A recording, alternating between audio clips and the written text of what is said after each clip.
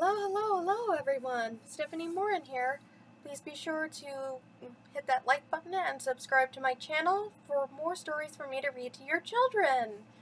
Today, we are once again looking into the Treasury of Egyptian Mythology with all these beautiful illustrations by Christina Ballot.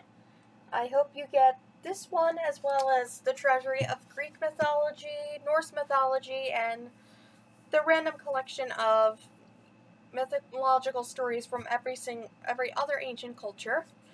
Today, we will be talking about crocodiles. Now, crocodiles are very scary animals, aren't they? But I hope after reading the story about Sobek, which is the guy with the crocodile head, if you remember correctly, he is the son of Nit, which was the goddess we talked about last week. So I hope you will like his story.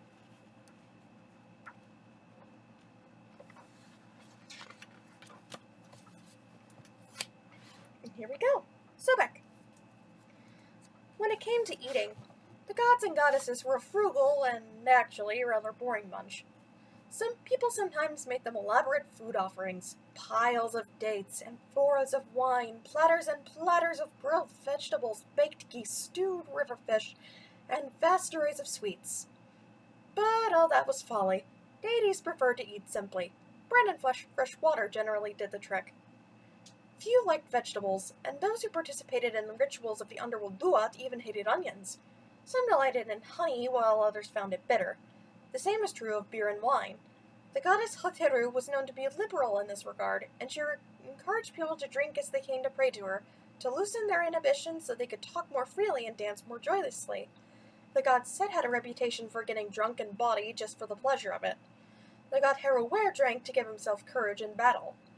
And all of the things people never thought of serving them, for they were beyond human consumption, such as precious stones, that consumed a daily portion of Mat, the spirit of order in the cosmos. Indeed, Mat was their essential food, and sometimes they drank their own tears and sweat. Ugh. But no god or goddess enjoyed eating flesh. If they indulged in meat at all, it was in moderation, without salt, and always roasted, with much grain on the side. In truth, some of them had a great distaste for certain meats.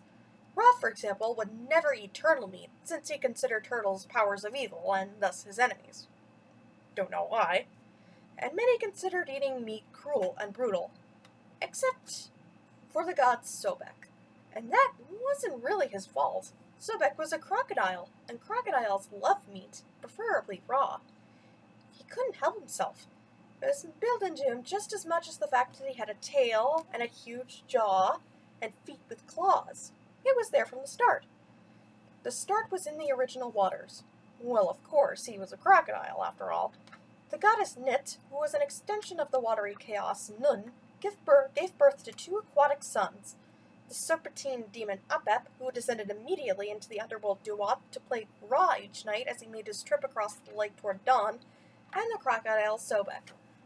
Unlike his brother Apep, however, Sobek didn't leave his mother at birth. Instead, he clung to her, as a child is wont to do, and she cradled him, as a mother should. She loved him true, and he loved her. And so was Sobek's nature. Sobek's nature was a balance between two nearly contradictory things: the insatiable need to devour flesh, and the understanding of how love binds one to another. Early in his life, he won the confidence of the gods, and for a random act of kindness. The god Heru-Ware had swum through the waters of Nun, and a blue water lily thus arose, which bloomed and gave four sons: Hapi, Duatmutef, Amset, and Kebesunef.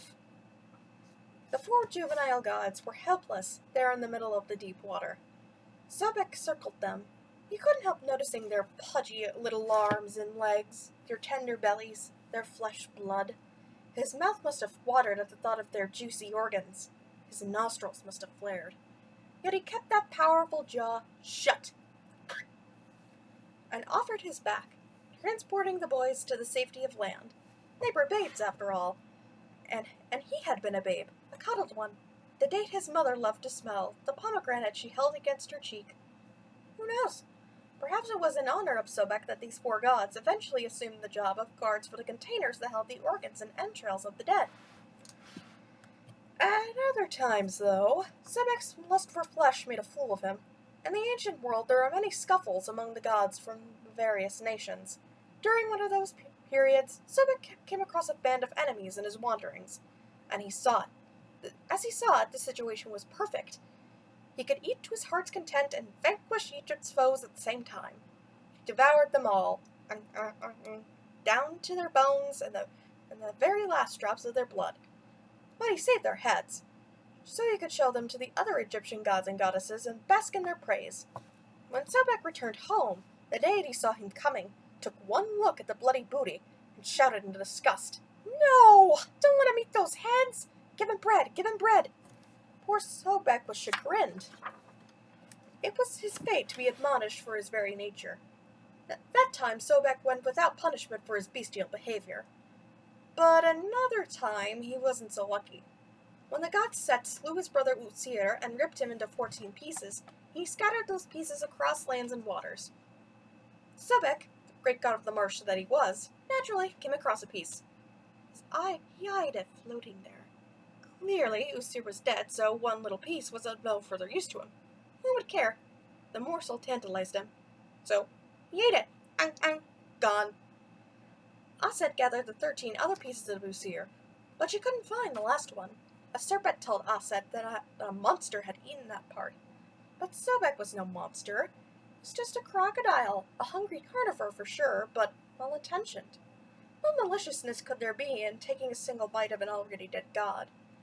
The act was the result of voraciousness, not meanness. But the gods and goddesses didn't see it in Sobek's way. They punished him by cutting out his tongue.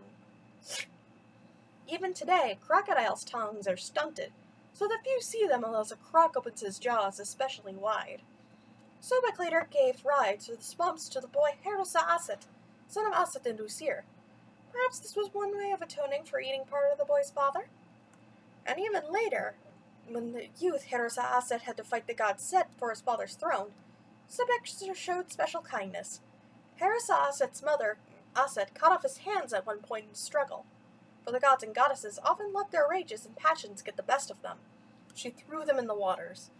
The god Ra sent Sobek to retrieve them.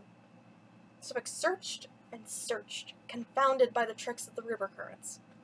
Then he got the idea to build a trap, and soon he returned the severed hands to Herosa Aset. Fishermen everywhere looked at that trap and made their own, and thrived. Sobek became their patron god, and since he was lord of the marsh and the most fierce creature of the Nile, the source of all agricultural fecundity, Sobek was seen as a god of fertility, too. And, for no discernible reason, Sobek became the god to restore the sense of sight to the dead. All in all, he was feared, meat-eater that he was.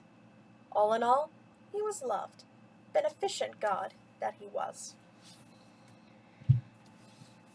Crocodiles aren't monsters, kids. They're just carnivores. They have to eat meat in order to survive. I'm sure you'd understand that if you went to a zoo and saw one.